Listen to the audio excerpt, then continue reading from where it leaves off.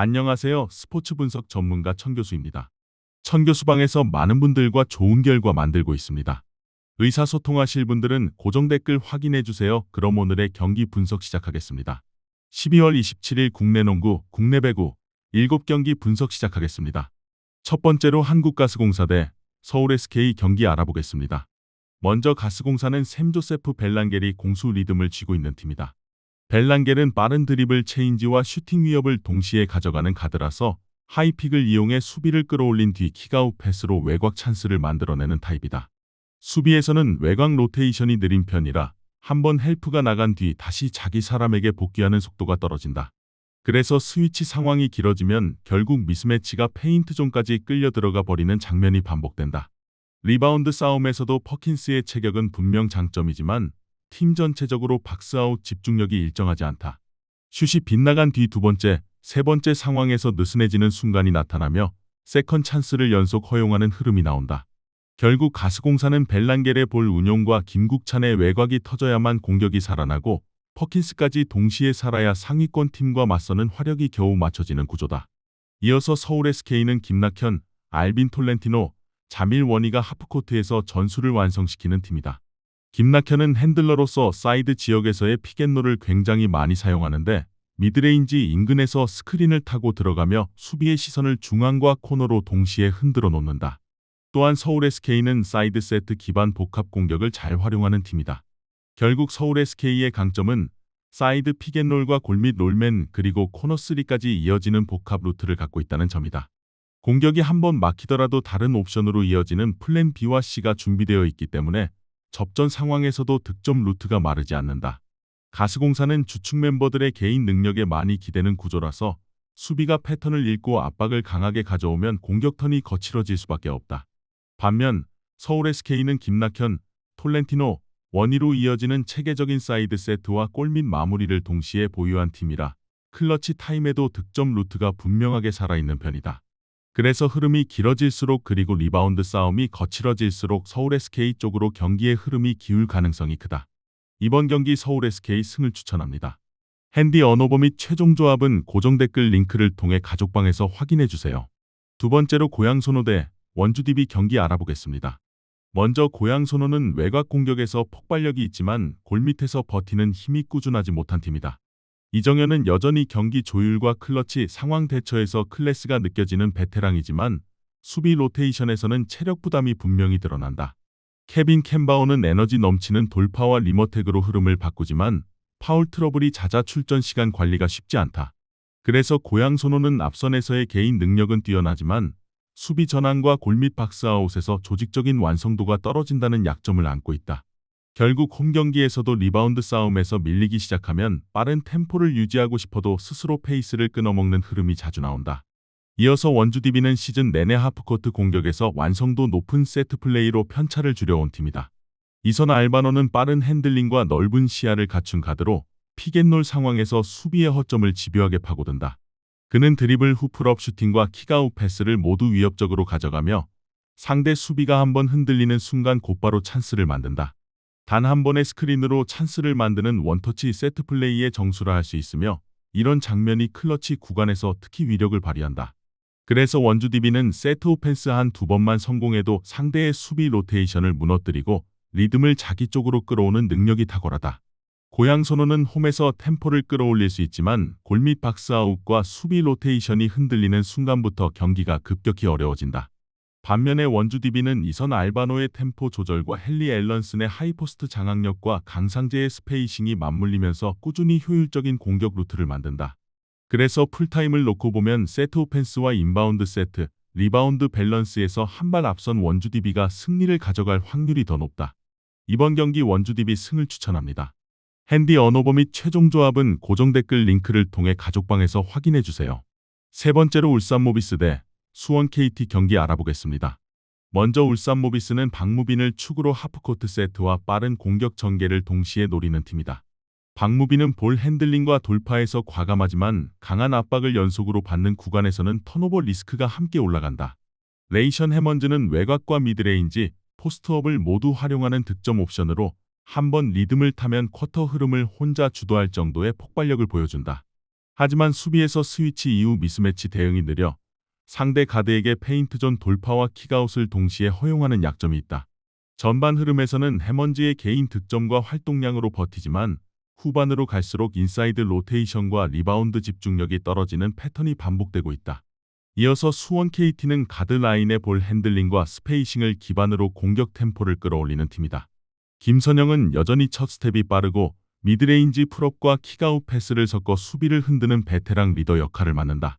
수원 KT의 경우 상대의 변칙적인 풀코트 프레셔에 굴하지 않는다. 수원 KT는 가드 2명이 번갈아 볼을 운반하며 압박을 분산시키고 힉스를 축으로 한 하이픽 게임으로 상대 수비를 계속 흔든다. 특히 클러치 구간에서는 김선영의 경기 운영과 카굴랑안의 에너지, 힉스의 마무리가 맞물리며 공격과 수비 모두에서 집중력이 올라가는 흐름을 자주 만들어낸다. 울산 모비스가 해먼즈와 로메로를 앞세워 골밑에서 승부를 보더라도 시간이 갈수록 가드라인의 볼 운반과 리바운드 집중력이 동시에 요구되는 구간이 길어질 것이다. 반면에 수원 KT는 김선영과 카굴랑안이 번갈아 경기를 풀어주며 턴오버 리스크를 분산시키고 힉스의 활동량을 전면에 내세워 공격 템포를 유지할 수 있다. 결국 풀코트 프레셔를 두려워하지 않고 오히려 그 뒷 공간을 공략할 수 있는 수원 KT의 구조가 이번 맞대결에서 좀 더 현실적인 승리 시나리오로 보인다. 이번 경기 수원 KT 승을 추천합니다. 핸디 언오버 및 최종 조합은 고정 댓글 링크를 통해 가족방에서 확인해주세요. 네 번째로 KB스타즈 대 우리은행 경기 알아보겠습니다. 먼저 KB스타즈는 하이포스트와 로우포스트를 동시에 활용하는 세트 플레이를 중심에 두고 경기를 풀어가는 팀이다. 박지수는 골밑에서 확실한 높이와 피지컬을 갖춘 센터로 포스트업과 리바운드뿐 아니라 하이포스트에서의 스크린과 핸드오프까지 책임지는 축이다. 그녀가 탑 근처나 엘보 위치에서 스크린을 걸어주면 수비의 시선이 자연스럽게 안쪽으로 빨려 들어가면서 외곽과 컷인 라인이 동시에 열린다. 하이로우 구조 덕분에 KB스타즈는 단순한 외곽 의존이 아니라 골밑에서 확률 높은 슛을 꾸준히 만들어내며 전체 공격 효율을 안정적으로 끌어올릴 수 있는 팀이다. 이어서 우리은행은 여전히 에이스를 앞세운 하프코트 운영과 조직적인 수비를 강점으로 삼는 팀이다. 강계리는 앞선에서 경기 템포를 조율하는 가드로 세트 플레이를 차분하게 정리하면서도 필요할 때는 과감한 돌파로 수비를 찢어놓는 움직임을 보여준다. 그녀가 상단에서 스크린을 이용해 수비를 끌어내면 양쪽 윙과 코너에서 슈터들이 자연스럽게 공간을 얻는 구조다. 다만 팀 전체적으로 절대적인 높이와 골밑 두께 면에서는 KB스타즈와의 매치업에서 다소 열세에 놓일 가능성이 있다. 그래서 우리은행은 외곽 성공률과 에이스의 개인 기량이 동시에 터져줘야만 인사이드 열세를 어느 정도 상쇄할 수 있는 흐름을 만들 수 있다. KB스타즈는 박지수가 스크린을 걸고 김민정과 사카이 사라가 바로 안쪽을 파고드는 하이로우 포스트 패턴을 통해 골밑에서 높은 확률의 득점을 반복적으로 만들어낼 수 있다. 우리은행이 에이스를 앞세워 끝까지 버티려 하겠지만 리바운드와 파울 부담, 로테이션 미스가 겹치는 순간부터는 흐름이 한쪽으로 쏠릴 가능성이 크다. KB스타즈가 경기 전체 흐름과 최종 결과 모두에서 우위를 가져갈 것이다. 이번 경기 KB스타즈 승을 추천합니다. 핸디 언오버 및 최종 조합은 고정 댓글 링크를 통해 가족방에서 확인해주세요. 다섯 번째로 삼성생명 대 BNK썸 경기 알아보겠습니다. 먼저 삼성생명은 하프코트 세트 오펜스에서 배혜윤을 중심축으로 세워놓고 공격을 풀어가는 팀이다.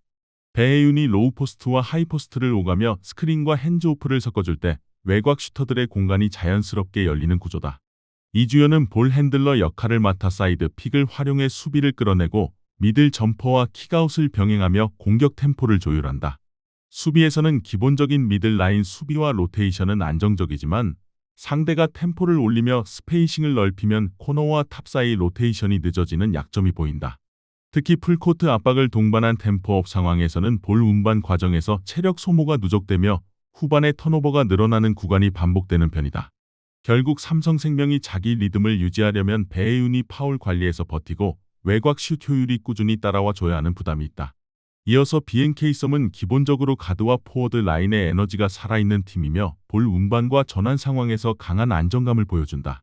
스나가와 나츠키는 볼을 오래 끄는 스타일이 아니라 한 번의 터치로 중앙을 연결해 흐름을 빠르게 전환하는 데 강점이 있다. 그래서 상대가 변칙적인 올코트 프레스 압박을 걸어와도 스나가와 나츠키가 리듬을 잃지 않고 첫 패스 이후 공격 방향을 자연스럽게 틀어주면서 압박을 무력화한다. 김소니아는 필요할 때 뒤쪽으로 내려와 패스 길을 열어주고 앞뒤로 움직이며 볼 소유와 운반을 동시에 책임지는 역할을 소화한다. BNK썸은 올코트 압박을 두려워하지 않고 되려 그 압박을 풀어낸 뒤 빠른 전환과 외곽 마무리로 분위기를 확실히 가져오는 농구를 할 수 있는 팀이다. 삼성생명이 세트 오펜스에서 배혜윤을 중심으로 꾸준히 득점을 쌓더라도 후반 들어볼 핸들러들의 체력이 떨어지고 턴오버가 늘어나는 순간 BNK썸의 속공과 외곽이 한 번의 흐름을 뒤집을 수 있다. BNK썸은 김소니아와 스나가와 나츠키, 이소희로 이어지는 전환 루트가 살아있는 만큼 압박을 풀어낸 뒤 나오는 찬스들을 얼마나 꾸준히 득점으로 연결하느냐에 따라 승리의 폭까지 결정될 가능성이 크다. 압박 대응 능력과 트랜지션 완성도, 안정감에서 앞서는 BNK썸이 이길 것이다. 이번 경기 BNK썸 승을 추천합니다. 핸디 언어버 및 최종 조합은 고정 댓글 링크를 통해 가족방에서 확인해주세요. 6번째로 한국전력 대 현대캐피탈 경기 알아보겠습니다. 먼저 한국전력은 에디를 중심으로 라이트와 후위 공격 비중이 높은 팀이라 외국인 공격수 한 축에 대한 의존도가 자연스럽게 커지는 구조다. 김주영은 빠른 템포 토스로 공격수를 살리려는 성향이 강한 세터지만 서브 리시브가 깊게 밀리면 토스 높이와 방향이 흔들리면서 패턴이 읽히는 문제가 드러난다. 그래서 한국전력은 리시브가 안정될 때는 중앙 속공과 라이트 강타, 레프트 득점까지 입체적으로 풀리지만 서브에 흔들리는 순간 에디 쪽 단일 루트에 의존하는 그림으로 흐르기 쉽다. 수비에서는 전진선이 블로킹 라인의 중심을 잡고 있음에도 사이드 라인의 디그 커버가 한 박자 늦어질 때 상대 백어택과 사이드 강타를 동시에 막지 못하는 장면이 반복된다. 세트 후반으로 갈수록 서브 리시브 품질이 떨어지고 중요한 랠리에서 범실이 나오는 흐름이 겹치면 점수차를 한 번에 뒤집기 어려운 구조라는 점이 가장 큰 부담이다. 이어서 현대캐피탈은 여러 공격 옵션이 동시에 살아있는 팀 컬러를 가지고 있어서 랠리가 길어져도 득점 루트가 쉽게 고갈되지 않는다는 강점이 있다. 레오나르도 레이바는 파워와 코스 공략 능력을 동시에 갖춘 외국인 공격수로 오픈과 백어택에서 모두 팀의 첫 번째 해결사 역할을 담당하고 있다. 현대캐피탈은 서브에서 상대 리시브 라인을 밀어넣은 뒤 블로킹 라인을 앞에서 잡고 수비 라인을 촘촘하게 세우는 패턴으로 상대 공격 루트를 제한하는 모습을 자주 보여준다. 이 구조가 제대로 작동할 때는 레오와 바야르사이안이 공격으로 마무리하고 허수봉이 사이드에서 득점을 더해주면서 전위와 후위 구분 없이 공격 흐름이 끊기지 않는 양상이 이어진다. 결국 현대캐피탈은 높이, 파워, 템포 분배까지 고르게 갖춘 팀이라 상대 리시브가 흔들리는 순간부터 경기 주도권을 강하게 틀어질 수 있는 전형이다. 한국전력이 에디와 전진선을 앞세워 중앙과 라이트에서 버티더라도 서브 리시브가 무너지는 구간이 길어지면 세트 후반 연속 실점을 피하기 어렵다. 반면 현대캐피탈은 레이바와 바야르사이안, 허수봉, 황승빈으로 이어지는 공격 조합이 살아있다. 한번 잡은 흐름을 세트 끝까지 가져갈 수 있는 전력을 갖추고 있다. 결국 서브, 리시브 싸움과 템포 조절, 그리고 세트 후반 집중력을 모두 고려했을 때 다양한 득점 루트를 보유한 현대캐피탈이 우세할 것이다. 이번 경기 현대캐피탈 승을 추천합니다. 핸디 언어버 및 최종 조합은 고정 댓글 링크를 통해 가족방에서 확인해주세요. 마지막으로 GS칼텍스 대 흥국생명 경기 알아보겠습니다. 먼저 GS칼텍스는 세트 초반부터 상대 미들 지역을 집요하게 두드리면서 경기 흐름을 여는 팀이다. 실바의 킥과 시간차를 연달아 사용해 중앙 블로킹 간격을 넓혀 놓은 뒤 코스 공략이 날카로운 레프트 쪽으로 사이드를 전환하는 전개가 자주 나온다. 이 패턴이 반복되면 상대 블로킹 라인은 점점 안쪽과 위쪽을 동시에 의식하게 되고 그 과정에서 코트 안쪽 짧은 공간과 사이드 라인이 함께 열릴 가능성이 높아진다. 결국 GS칼텍스는 미드를 먼저 찔러 수비 균형을 깨뜨린 뒤 실바와 레프트 자원을 활용한 사이드 전환으로 점수를 쌓아가는 구조를 통해 세트 초반부터 주도권을 노리는 팀이다. 이어서 흥국생명은 레베카를 앞세운 강력한 사이드 공격과 국내 미들 자원들의 블로킹 조직력을 바탕으로 승부를 거는 팀이다. 레베카는 레프트에서 높은 타점과 강한 스윙을 앞세워 코스와 파워를 동시에 위협하는 외국인 공격수로 랠리가 꼬였을 때도 공을 몰아줄 수 있는 1옵션 역할을 수행한다. 리시브 라인이 흔들리는 순간 세터 선택지가 단조로워지고 사이드 위주의 볼 배분에 치우치면서 강타 의존도가 높아지는 구간이 종종 발생한다. 경기가 길어질수록 사이드에 과부하가 걸릴 경우 블로킹에 읽히는 공이 늘어나면서 범실과 역공 허용이 동시에 나오는 위험도 가지고 있는 팀이다. GS칼텍스는 실바의 킥과 시간차를 통해 중앙을 두드린 뒤 레프트와 라이트로 방향을 전환하는 패턴이 이미 자리 잡아 있고 유서영과 최유림을 중심으로 리시브 라인도 일정 수준 이상을 유지할 수 있는 팀이다. 흥국생명 역시 공격 옵션이 다양하지만 리시브가 흔들리는 순간 사이드 의존도가 지나치게 커지며 공격이 읽히는 위험이 있어 세트 후반 클러치 상황에서는 GS 칼텍스 쪽이 전술 선택지와 완성도에서 조금 더 앞서 있을 가능성이 높다고 본다. 이번 경기 GS 칼텍스 승을 추천합니다. 핸디 언어버 및 최종 조합은 고정 댓글 링크를 통해 가족방에서 확인해 주세요. 시청해 주셔서 감사합니다. 천교수 가족방 입장은 영상 하단 고정 댓글 확인해 주시기 바라며 구독과 좋아요 알림 설정 부탁드리겠습니다. 감사합니다.